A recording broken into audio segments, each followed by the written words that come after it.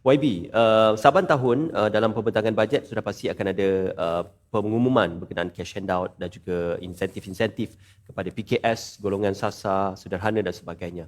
Namun begitu perkara paling tuntas, fundamental, isu pembangunan infrastruktur di Sabah dan Sarawak masih lagi tidak selesai. Malah isu miskin bandar juga berlaku di bandar-bandar besar seperti Kuala Lumpur, Shah Alam, Lembah Kelang juga masih lagi berlaku. Jadi ini perkara paling tuntas. Mungkin ada yang berpandangan tidak guna mengumumkan bantuan 100 atau 200 ringgit tetapi tidak mengeluarkan masyarakat itu daripada kelompok kemiskinan dan juga kelompok miskin bandar. Ya, semestinya bajet itu mempunyai tujuan dan matlamat jangka masa panjang. Ya. Tidak menafikan bahawa perlunya juga tindakan-tindakan yang seperti mana yang disebutkan tadi oleh Dr. Zukri yang bertindak pantas untuk menangani masalah semasa. Okay. Seperti mana yang dihadapi yang COVID. Sekarang ini tutupnya perniagaan, hilangnya kerja dan sebagainya.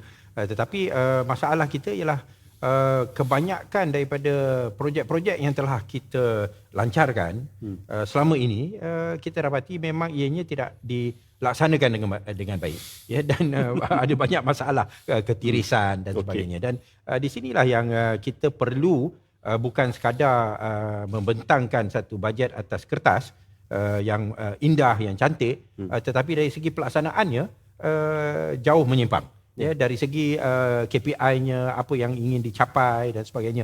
Sebagai contohlah, kalau mungkin orang tak berapa suka nak dengar soal projek sekolah solar di Sarawak dan sebagainya yang menyebabkan rakyat rugi ataupun negara rugi beratus-ratus juta dan berbilion. Dan inilah yang kita hadapi, masalah yang akhirnya negara menanggung hutang yang besar, tetapi apa yang sepatutnya tercapai melalui perbelanjaan itu dan pinjaman itu tidak tercapai. Ya, dan inilah sebabnya kenapa persoalan nak capai bajet yang mampan dan ekonomi yang baik, yang sihat dan sebagainya tak boleh dipisahkan daripada persoalan adanya ketelusan, adanya pertanggungjawaban, adanya kawalan dan pemantauan dari segi pelaksanaan projek-projek yang telah ditetapkan. Ya, kita dapati bahawa dia punya rolling plan tu ataupun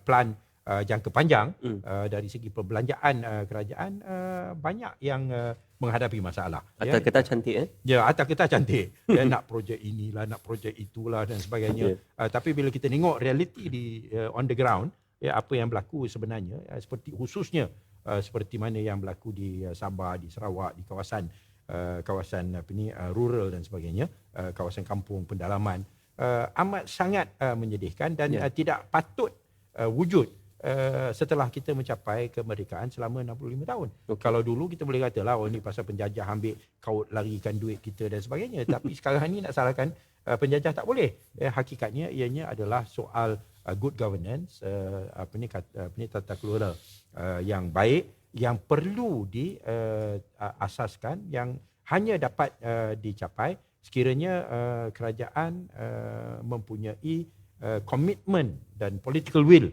untuk nak hapuskan segala ketirisan dan penyelewengan yang sudah menjadi malangnya sebagai satu amalan yang biasa di negara kita. Dan inilah satu masalah yang perlu ditangani untuk menentukan bahawa matlamat bajet itu akan tercapai. Ya.